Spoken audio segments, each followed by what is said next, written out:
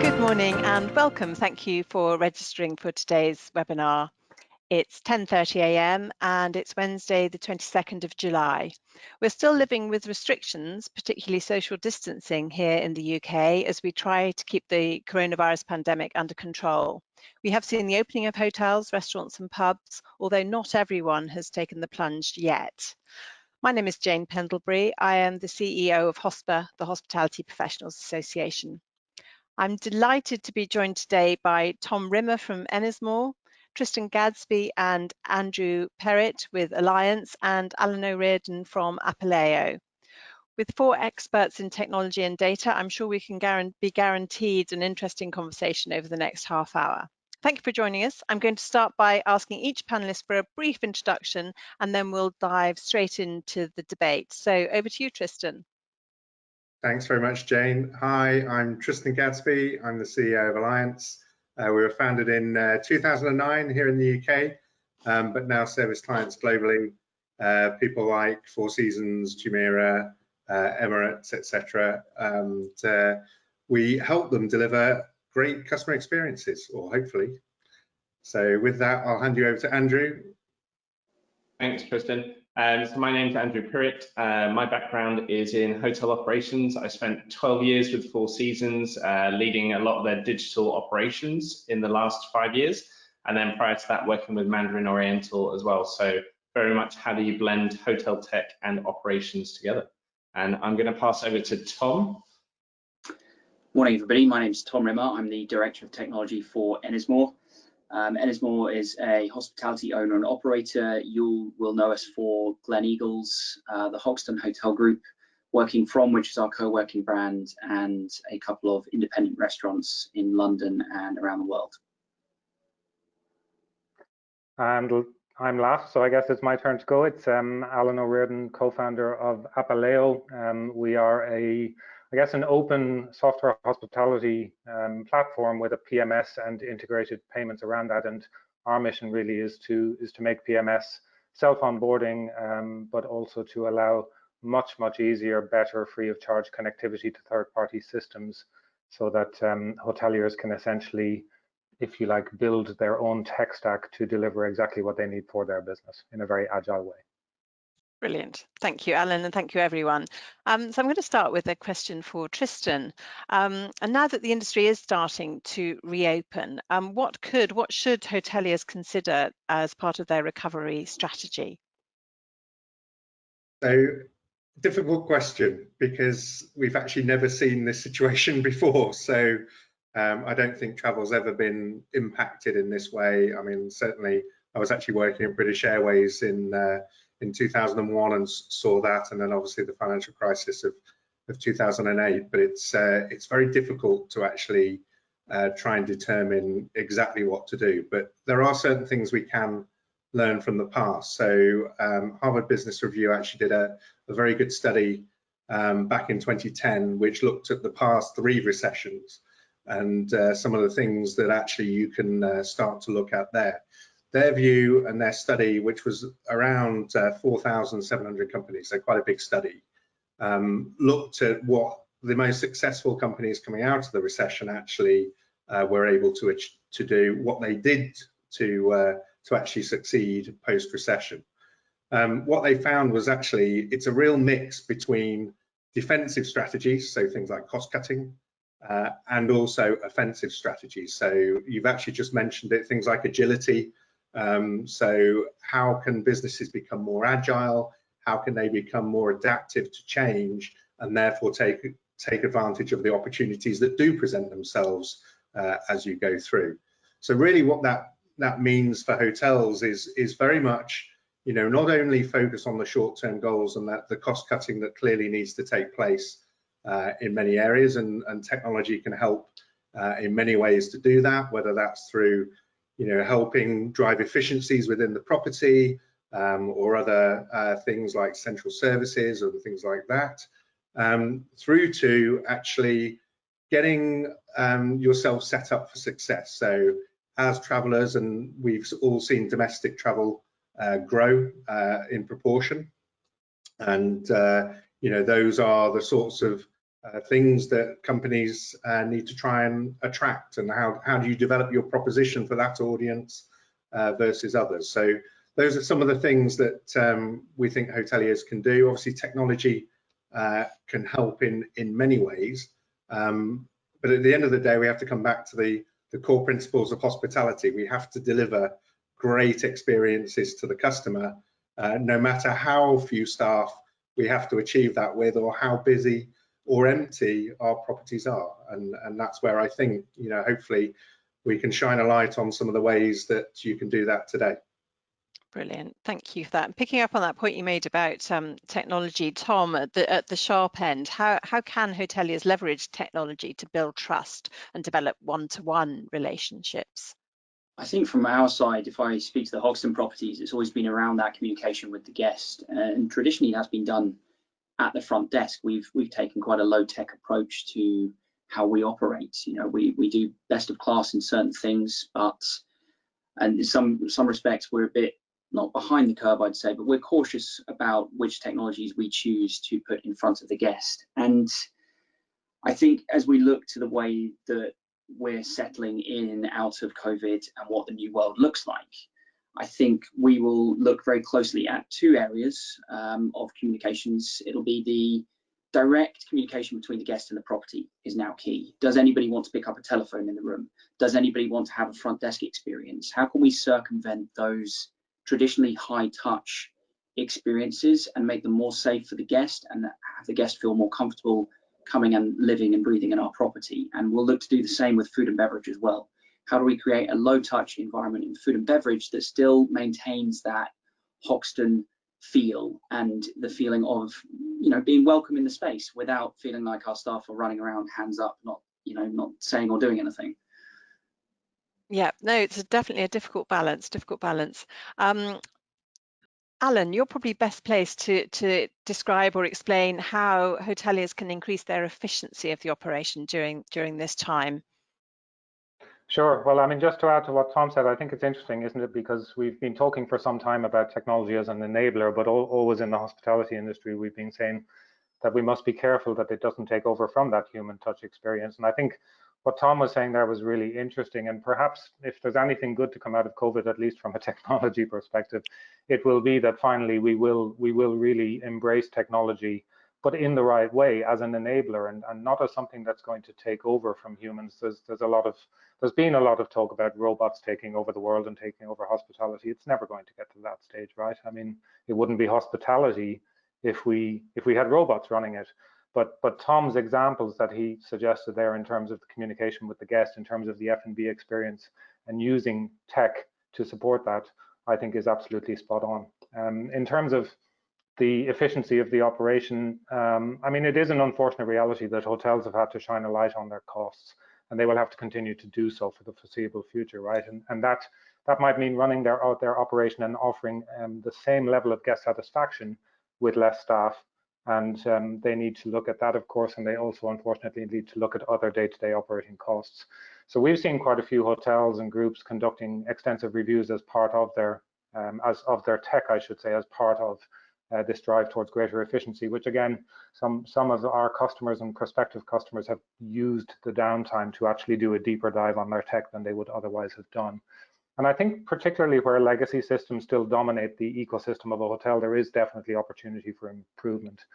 And when it comes to the legacy systems, I think you just need to look at a review of the core legacy systems at the center of your operation would really involve just some very high level stuff, like just looking at the capability of those legacy systems again in light of this new landscape that we are now emerging into.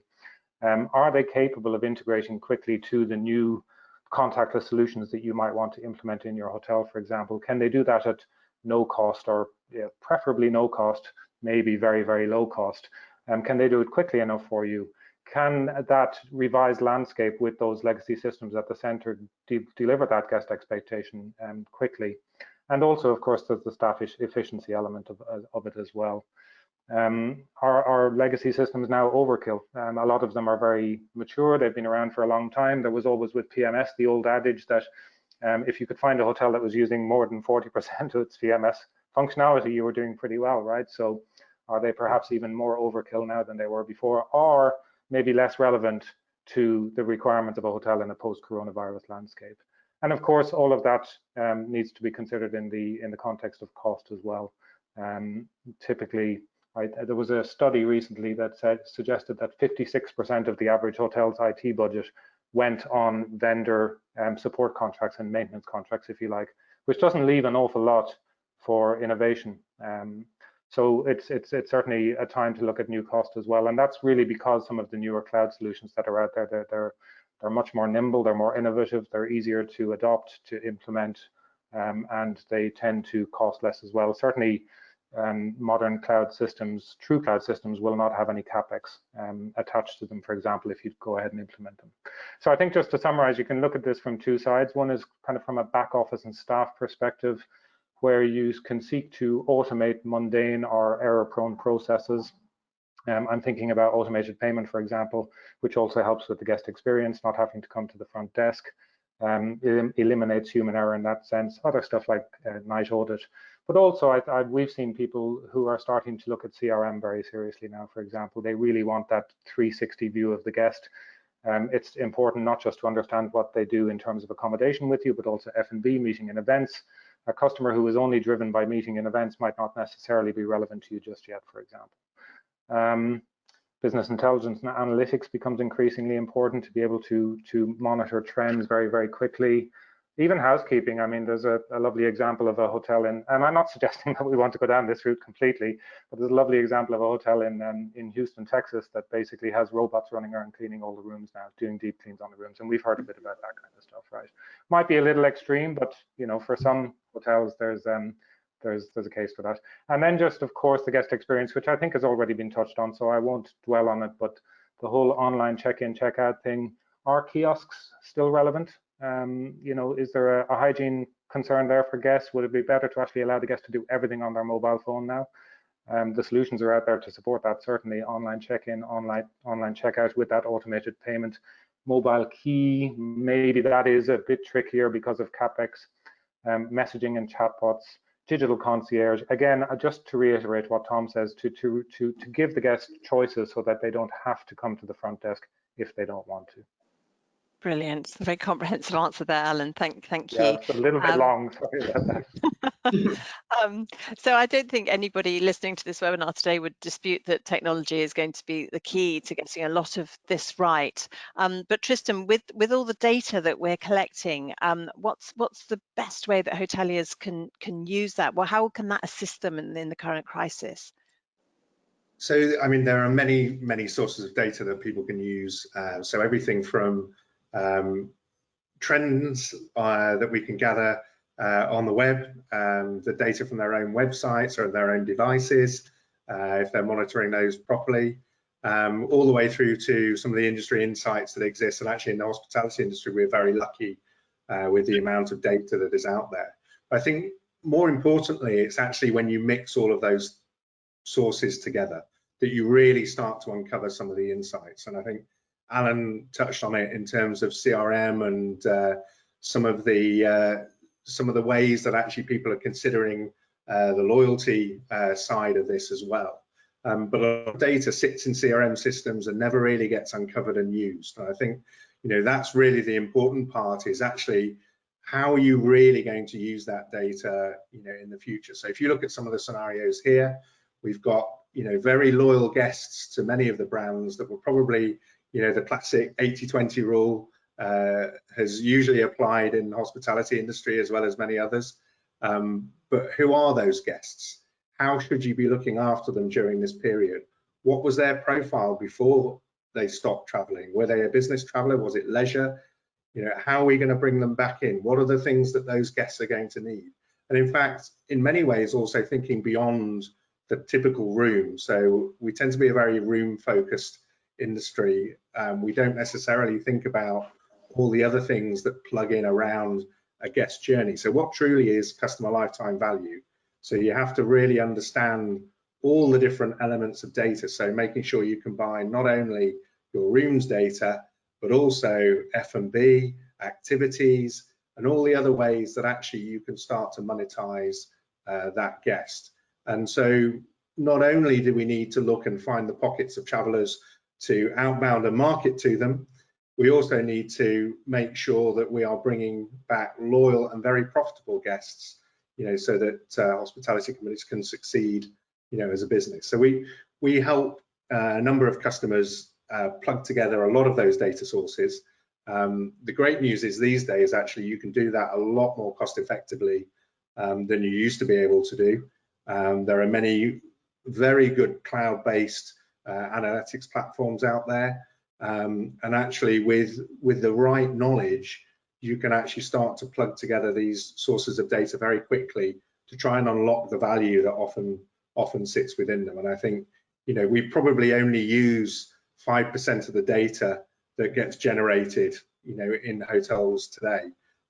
Actually, if you were to move that towards 50% and up to 100% of the data, actually, there are huge pockets of value that we can uncover. And, the term data mining is now an old term. People prefer machine learning and things like that, but actually data mining is applicable in this sense, in that there is a huge amount of value in that data that companies can unlock and try and get there. So, yes, there's a huge amount that you can do with data gen. I won't go into the details, but happy to take any follow-up questions.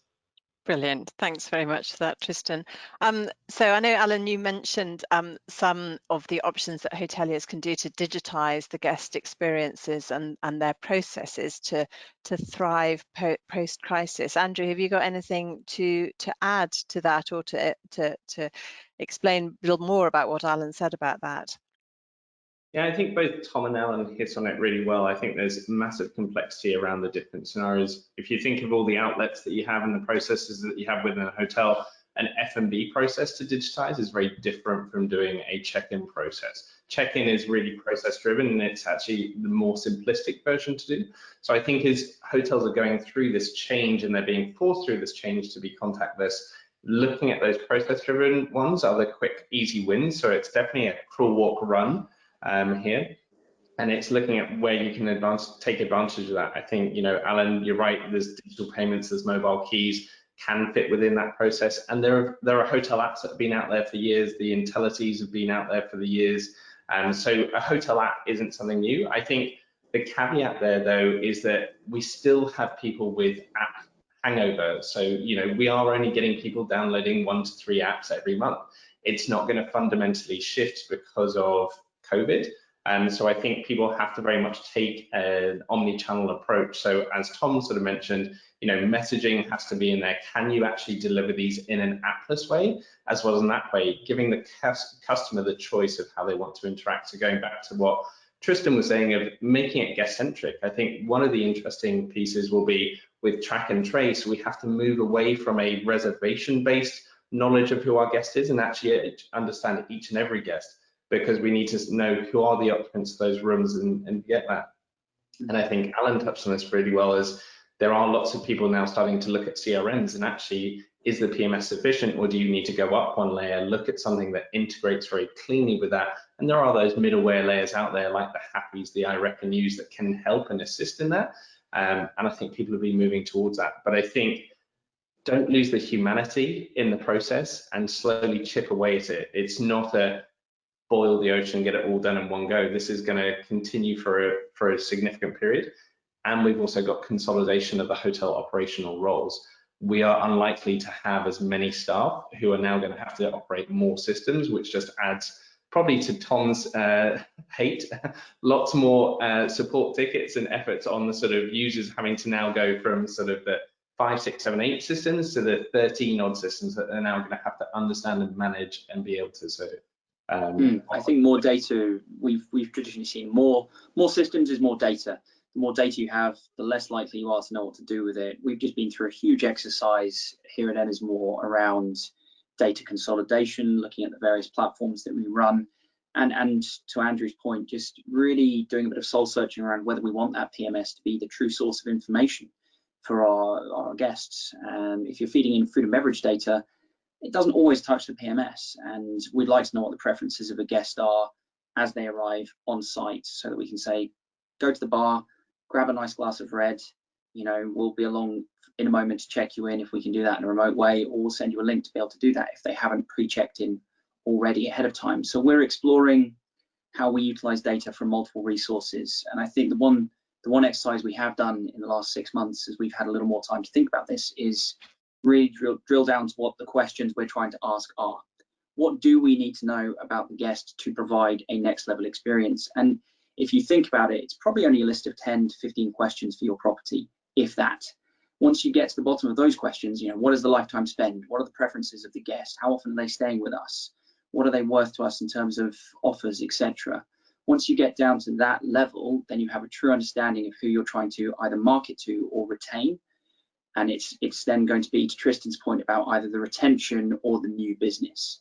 And I think we're at early stage with our kind of ideas and plans, but we do have a rudimentary data warehouse working that is filtering from multiple locations down to give that single customer view.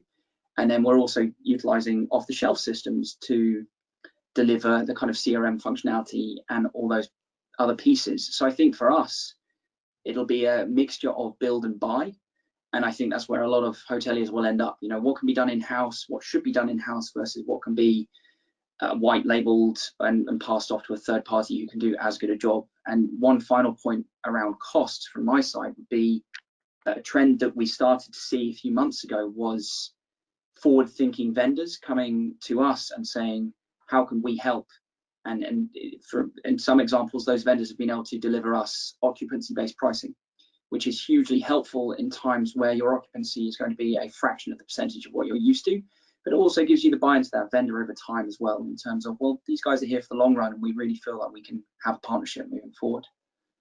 And I think that's completely right there, sort of, Tom, and Alan touched on it. I think this is the time for the technology vendors to step up, and we should be integrating and we should be playing to an open API approach and making sure that we're supporting the industry to achieve these things, because otherwise we just become a siloed piece of data that doesn't benefit the business, and that's where you should be changing those vendors out. And I think that's where Alan and the team at apaleo have really sort of hit a trend there. I think the other thing we've started to see, and I think, you know, we're all really talking around the same point, is for many, many years we've been very guilty of being room centric. And I think this event is probably going to be the catalyst where you eventually really start to be customer centric. And actually the systems need to be set up for that. So, you know, we haven't really got those to date, you know, in place in many organizations. So there is going to need to be some change. And I think certainly from the conversations I'm having, you know, with our customers, this is an opportunity to start rethinking some of those underlying systems, you know, how they're actually starting to plug together the technology in the future. And, you know, so we don't end up in a situation where staff have 26 screens to look at. You know, actually, we need to make it much simpler for them, as well as everything else. I think the other thing to touch on as well, the other thing we've been seeing is, you know, as hotels have started to reopen, with our guest messaging solution, the messages per customer have increased 3 times over that period. So we know the need for human connection is still there. They're just choosing different channels.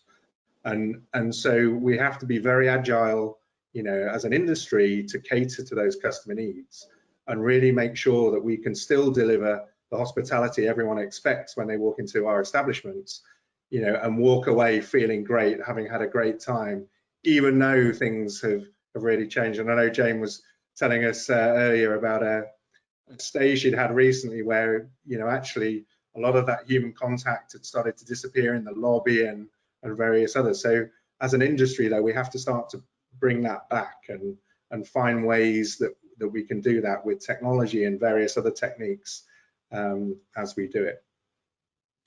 Absolutely. We've got a comment here on the question tab from Andrew Evers, who I think many of you will know from Red Carnation, picking up on Andrew, your point, saying that siloed, unavailable, not useful data is definitely the issue of the day. And now is a great opportunity to gather more data, especially on your food and beverage guests that maybe previously you just didn't get the data, or it was embarrassing to ask for the data, too tricky to ask, whereas now you kind of have to, but we have to do something with that data afterwards. And that's the thing. I've also heard it said that hotels are clapping their hands with delight about the Sunday morning breakfast, that they can now just tell them what time they're coming in or whatever. So that's a fair point. I think from our side, just to kind of put a bit of a point on that, from our side, we're big believers in being transparent around what we do with the data, and part of the idea around us utilizing data at Ennismore would be the value proposition of retaining that data. You know, if we ask somebody for their phone number, there has to be a reason we're asking them for it. If we ask someone for the email address, you know, their home address, we obviously need that for the reservation, but for food and beverage, that's a different world entirely. So we are very careful to ensure that we're asking these questions for a reason and to add value to the guest experience, as opposed to just ingesting data for data's sake, which is when it becomes a little bit less friendly and a little bit more sinister. And a lot of companies like Apple are already doing very interesting things around privacy settings on devices to ensure that you cannot identify the guest. You know, in 6 months' time, the majority of people will be walking around with masked MAC addresses, and so there goes your Wi-Fi option. And I think as long as you can add the value proposition to the data, people will be willing to hand it over, but it has to be made transparent as to why you're using it. I think, you know, Tom's exactly right. And then we start to look actually then at what, once we've got permission to use that data and where that data ends up, we also as an industry need to have much more open standards. And I think we've talked about open APIs before, but just taking F&B as an example, a lot of that data was previously locked up. So even though they were coming into a hotel's establishments, the particular vendors that were capturing that data weren't sharing it with you. So, and actually that's a model that absolutely, you know, I think is ripe for change. And people are starting to recognize, certainly those vendors are starting to recognize, you know, exactly how they need to operate in this new world. So it is changing. I won't mention the vendors by name because I don't think that's fair, but they'll know who they are. And you know, it is time for us, once, you know, we need to work much better together to share data between systems and make sure we can join those up and deliver a great experience to customers. You know, we need to do that more than ever before, because, you know, we're going to have fewer opportunities, you know, for the next few years, certainly to impress guests, and the environment we're trying to do it in is very different. So we need to make sure that we're working effectively as technologists behind the scenes, but also as, you know, with our customers to help them deliver that great experience that people want and expect. And I would probably just add to that I suspect there might be at least 1 or 2 people on this webinar who are thinking, well, this all sounds well and good, but it also sounds very complex and very expensive.